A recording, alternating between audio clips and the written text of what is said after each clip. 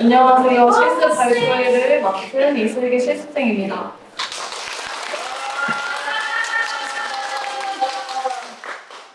발표에 앞서 바쁘신 와중에 이렇게 실습 발표에 참여해 주셔서 감사합니다. 지금부터 한 달 동안 어떤 활동을 하면서 실습을 진행했는지 발표하도록 하겠습니다.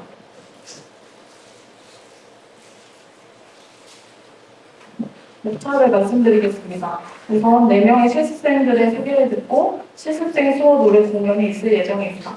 그리고 준비하고 진행했던 프로그램을 소개하고 사례 지원 발표, 나의 미래 발표, 한 달간의 활동을 담은 스케치 영상, 마지막으로 실습생들의 소감을 듣고 마무리하겠습니다. 실습생 소개가 있겠습니다.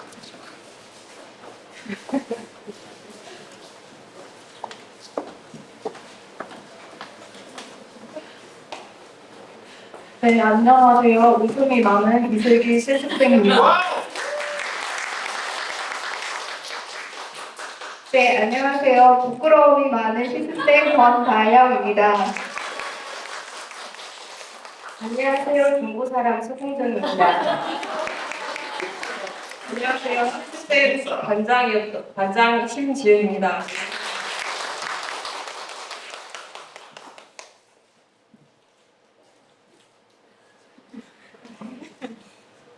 네, 총 4명의 실습생 소개를 들어보았습니다. 다음은 실습생들의 수어 노래 공연이 있겠습니다. 저희가 조금 부족하더라도 잘 봐주시면 감사하겠습니다. 어차피 다 몰라. 아, 내가 그 얘기를 뭐라고 그냥 뻔뻔한 아침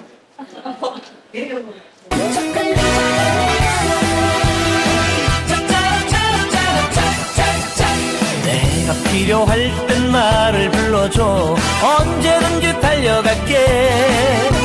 낮에도 좋아 밤에도 좋아 언제든지 달려갈게. 다른 사람들이 나를 부르면 한참을 생각해보겠지만 당신이 나를 불러준다면 무조건 달려갈 거야. 당신을 향한 나의 사랑은 무조건 무조건이야. 당신을 향한 나의 사랑은 특급 사랑이야. 태평양을 건너 대서양을 건너 인도양을 건너서라도 당신이 부르면 달려갈 거야. 무조건 달려갈 거야.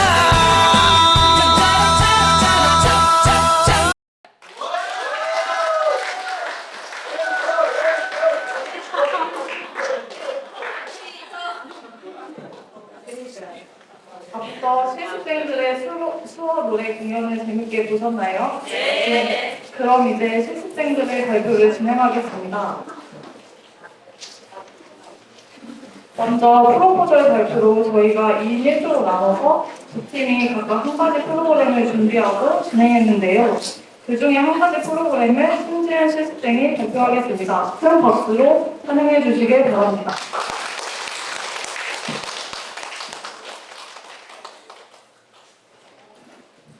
안녕하십니까. 2023년 사기사회복지 현장 실습 프로포절 발표를 준비하게 된 심지은입니다. 제가 발표한 프로포절은 실습생이 진행한 프로그램을 기반으로 한 발표라서 실제로 사회복지사분들께서 사회복지 공동모금회를 대상으로 계획하고 진행하는 프로포절의 과정보다는 생략된 부분이 있다는 점 미리 안내해드리겠습니다. 그럼 지금부터 발표를 시작하겠습니다. 목표는 프로그램을 선정하게 된 이유, 그리고 프로그램 진행 과정, 만족도 조사, 결과, 향후 계획, 느낀 점으로 구성을 하였고요. 우선 프로그램을 선정하게 된 이유 먼저 말씀드리겠습니다. 저는 복지관에서 현장 실습을 하면서 여성 장애인에게 관심이 많았고 그들에게 어떤 서비스를 제공할지에 대한 고민을 하였습니다. 논문을 통해 여성 장애인들이 여가 프로그램에 대해 선호도가 높다는 것을 확인하게 되었습니다. 문화예술 활동에 참여에 의한 여성 장애인의 자아 존중한 변화에 관한 연구 논문 내용을 말씀드리자면 장애인에게 여가 활동이 즐거움 제공이나 스트레스 해소의 수단일 뿐만 아니라 전반적인 삶의 질에 중요한 영향을 미치는 요소이고, 여가 활동에 참여는 자기 효능감, 장애 수용에 영향을 미치게 되고, 또한 장애인은 비공식적인 사회 참여 활동인 여가 활동을 통해 고독감과 스트레스를 해소하고, 나아가 자아 존중감과 자아 실현의 기회를 제공받음으로써 생활 만족 및 인간으로서의 행복감을 추구할 수 있게 된다는 논문을 참고하여 창작 클래스라는 만들기 프로그램을 선정하게 되었습니다. 우선 프로그램 진행 과정을 말씀드리면, 프로그램 진행 과정은 우선 여성 장애인들의 욕구를 파악하기 위해 만들기 프로그램 몇 가지를 후보로 정한 다음 구글 폼을 사용한 설문조사를 거쳐 프로그램을 선정하였습니다.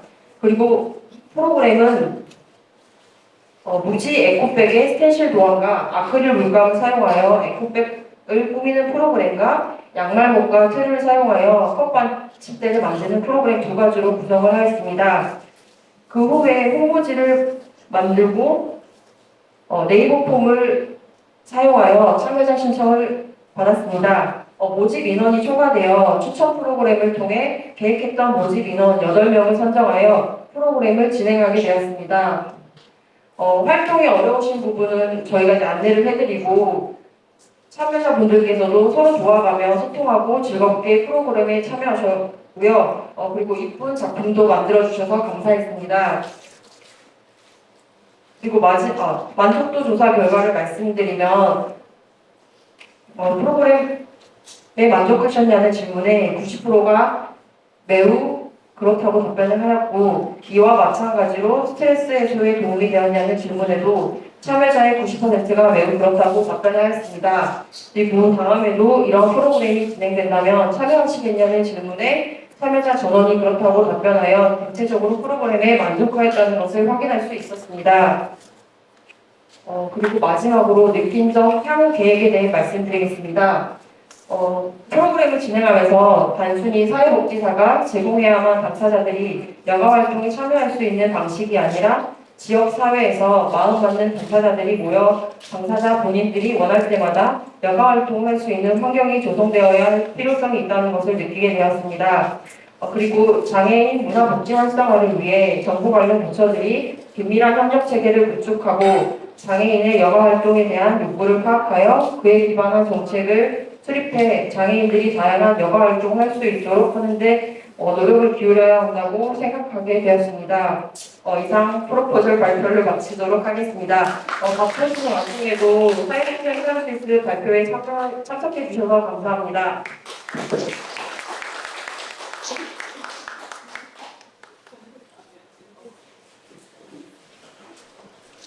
네, 이렇게 프로그램에 대해 설명해 봤는데요. 엄청 바쁘게 달려온 실습생 모습을 볼 수 있었습니다. 네, 다음으로는 사회지원 활동에 대한 원다영 실습생의 발표가 있겠습니다. 큰 박수로 환영해 주시길 바랍니다.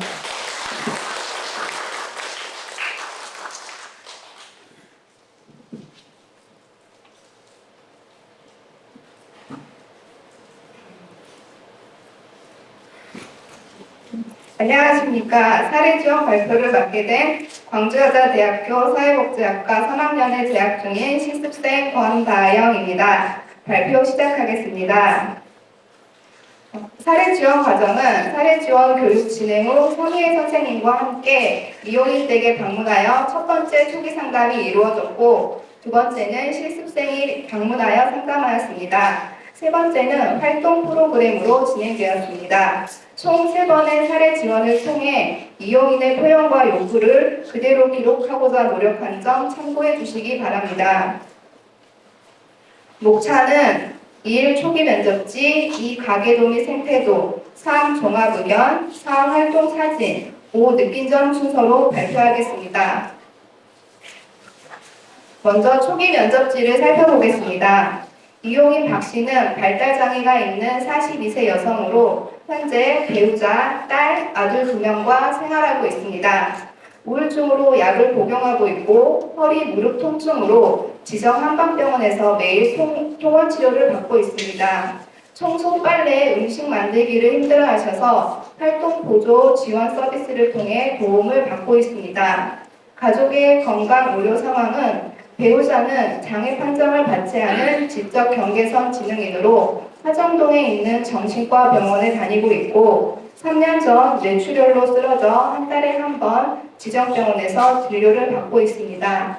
첫째 딸과 둘째 아들은 발달 장애인이며 각각 지정병원에서 진료받고 있습니다.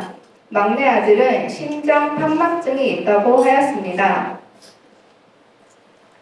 경제 상황은 이용인과 배우자 모두 무직 상태이며 한 달 총 수익은 약 250만 원 정도입니다. 기초생활수급 가정으로 기초생활수급비, 장애수당, 아동수당, 보건복지부 지원을 받고 있지만 막내 기저귀, 분유값이 많이 들고 5 식구라서 먹고 살기 힘들다고 하셨습니다.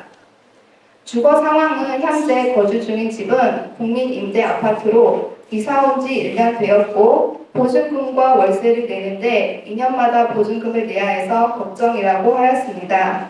도배 장판이 더러운데 LH에서 5년에 한 번 교체해준다고 하였고 날씨가 덥고 습한데 에어컨이 없어서 집이 매우 덥고 냄새가 많이 났습니다.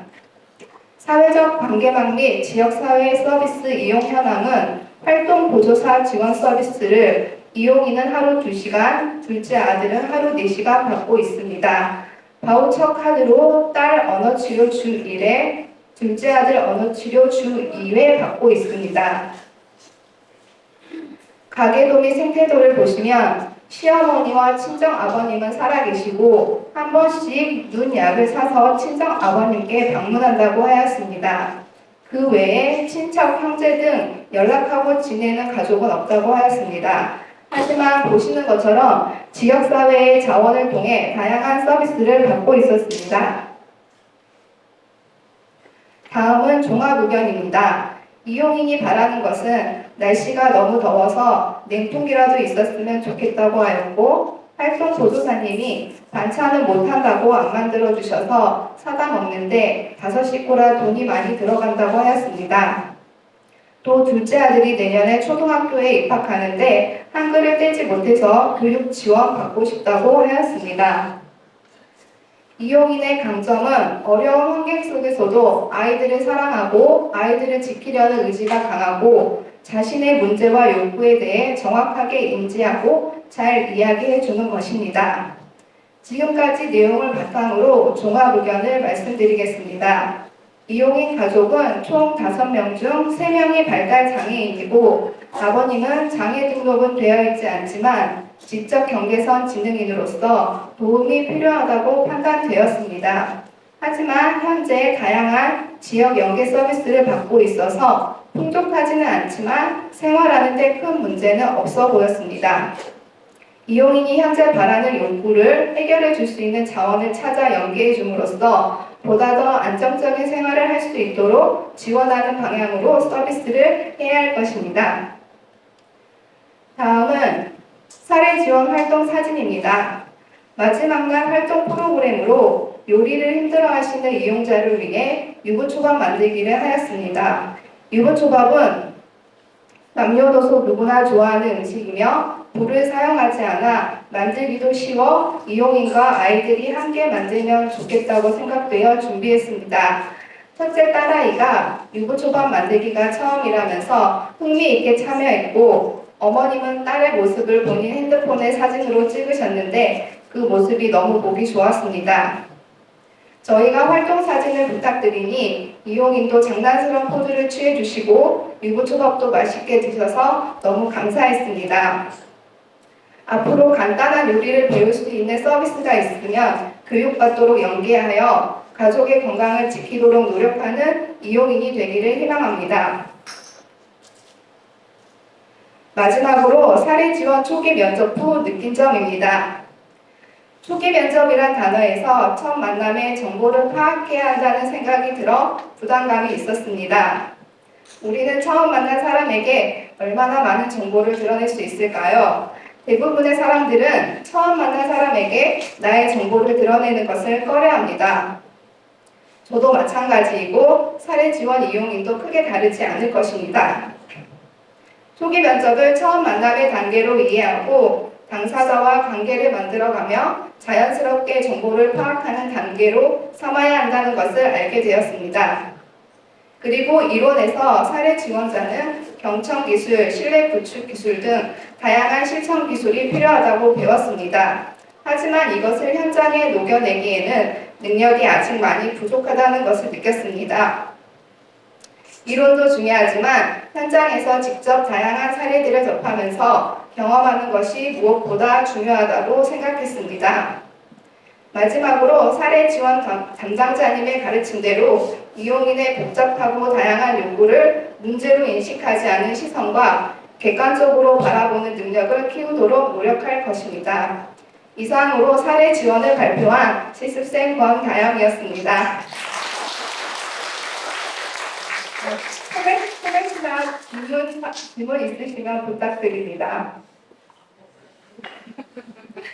질문 없으시면 이상으로 발표를 마치겠습니다. 감사합니다.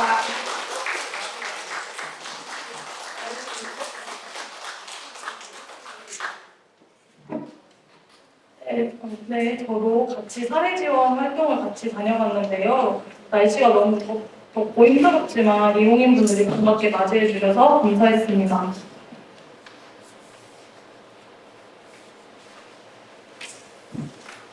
네, 다음으로는 석공정 실습생의 나의 미래 모습 발표가 있겠습니다. 큰 박수로 환영해 주시길 바랍니다.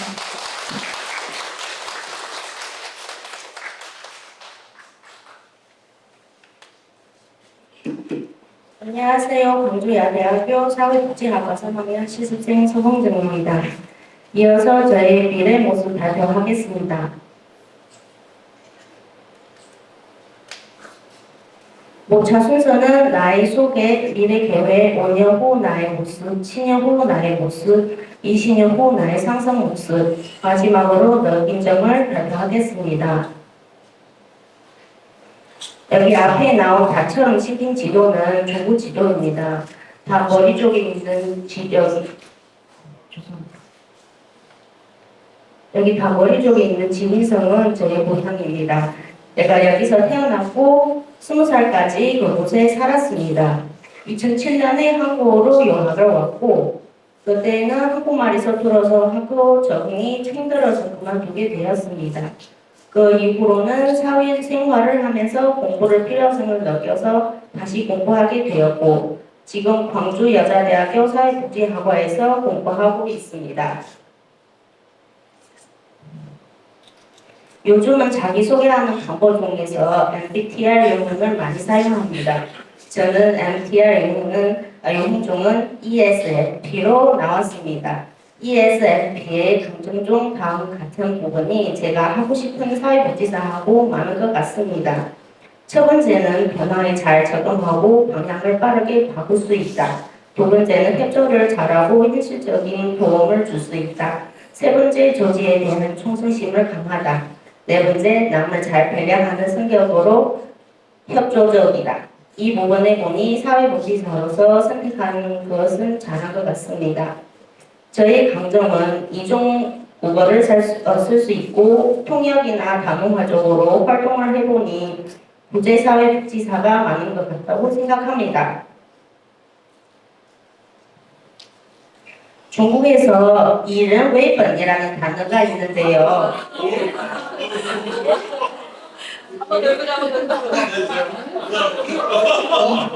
사람을 근본으로 삼는다라는 뜻입니다. 사람을 근본으로 삼는 것을 다방어로 사회복지사 활동 열심히 하고 한국의 사회복지사의 좋은 점을 배워 중국에서 사회복지사로 활동할 계획입니다. 이 계획 이루기 위해 나의 미래 계획을 세워보겠습니다. 다음 저의 미래 계획입니다. 5년 이후 길을 찾아라의 목표로 10년 이후 안정적인 직장으로 정착해라. 20년 이후 꿈을 펼쳐라의 목표로 계획을 수립하였습니다. 나의 5년 이후 계획은 학교 다니는 동안에는 사회복지사 1급 취득하기 위해 공부를 열심히 하고 사회복지 관련에 필요한 자격증을 취득할 예정입니다. 그리고 졸업 후 제가 관심 있는 다문화나 장애인 복지 쪽으로 경험하고 진로를 결정하는 시기입니다. 저희 10년 후의 계획입니다. 국제사회복지사 되기 위해 영어를 배우고 사회복지사 선진국의 사회복지 제도나 실천에 대한 연구하고 배울 것입니다. 꾸준히 네트워크와 실용적인 프로포즈를 개발하고 자기 개발을 꾸준히 하여 지식과 경험을 쌓아 나갈 것입니다. 20년 후 저희 상상 모습입니다. 계획이 명확하진 않아 계획보다 상상 모습으로 표현했습니다. 목표도 2가지로 잡았습니다. 20년 후 제가 사원 기능과 한국 사회에서 사업 네트워크 자원들을 연계해 중국의 사회복지 분야에 힘을 보탤 것입니다. 혹은 개발도상국의 빈곤이나 전쟁에 인한 난민과 아동을 도와주는 국제사회복지사로 활동하고 있을 것이라 상상하고 계획을 세웠습니다. 다음 저의 느낀점입니다. 저는 현실주의자라서 미래를 한 적이 많이 없습니다. 20년 후에 한 번도 상상해보지는 않았습니다. 이번에 나의 미래 모습 과제를 하면서 미래를 바라보게 되었고 미래에 대한 상상하며 힘을 챙기고 행복했습니다. 꿈을 이루지기 않더라도 한 번씩 미래를 바라보는 것도 행복한 일이라고 느꼈습니다. 이 그림대로 나오는 글씨처럼 꿈을 향해 거침없이 도전하라는 명언처럼 도전해보겠습니다. 이상 나의 미래 실습생 서공정이었습니다. 감사합니다.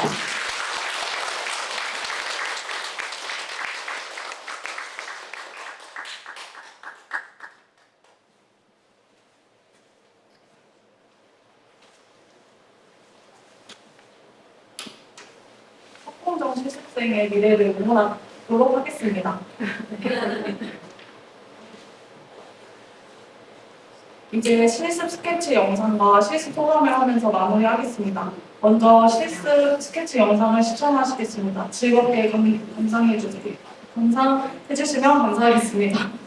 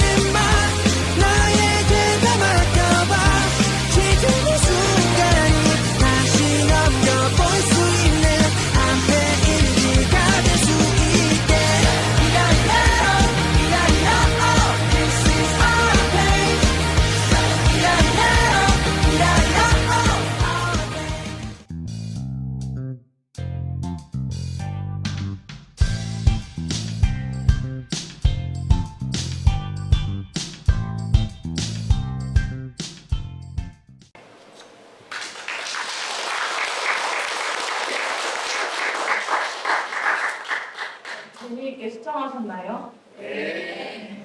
한 달간의 실습을 영상을 담아보니 바쁘고도 재밌었던 기억이 아직도 생생하게 생각나는 것 같습니다.